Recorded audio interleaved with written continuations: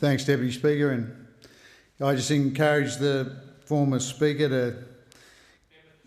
the member for Sturt, to encourage that passage of that legislation through the Senate, because I know there's a lot of film production companies that are going to go to the wall if there's not a quick resolution of that, and there's some very common sense amendments around, so I just encourage him to continue to see that passage, or the passage of the bill, through both places. Mr Deputy Speaker, we're living through a once-in-a-century global pandemic, and it's causing the greatest amount of inequality that we've seen in this country. But instead of improving the lives of Australians, those opposite have indeed been making things much worse. One example is housing affordability. It's never been worse than it is right now. Many young Australians will never be able to afford a home, and it's this government's policies that have let it happen. They don't do anything to help the next generation put a roof over the next generation's heads.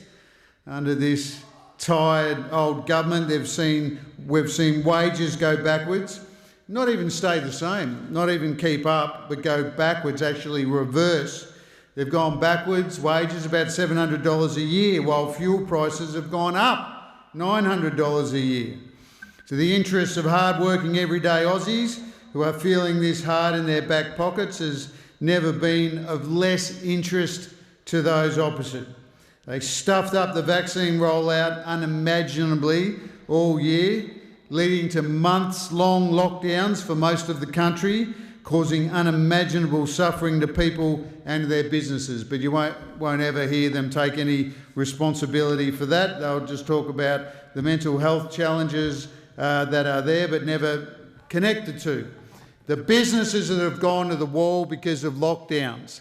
The businesses that have gone to the wall because JobKeeper was ripped away too soon, because they were too focused on making sure that it went to the top end of town, those businesses that actually had increasing profits during that period, but when they started getting called out for giving money, taxpayers' money, away to businesses, corporations that did not need it, then they withdrew it, leaving high and dry the small and medium businesses that did need it to keep their employees employed and to keep liquid, to keep operating their businesses. At the same time, let's not forget that they're asking pensioners in their 90s to prove that they should be getting the pension, and then threatening to put them on a cashless debit card. They're telling workers that may have been overpaid, some job seeker or job keeper, they're demanding that they repay it, even if they're quite willing to do it, if they just know what the situation is. But these things come up because of these continual lockdowns.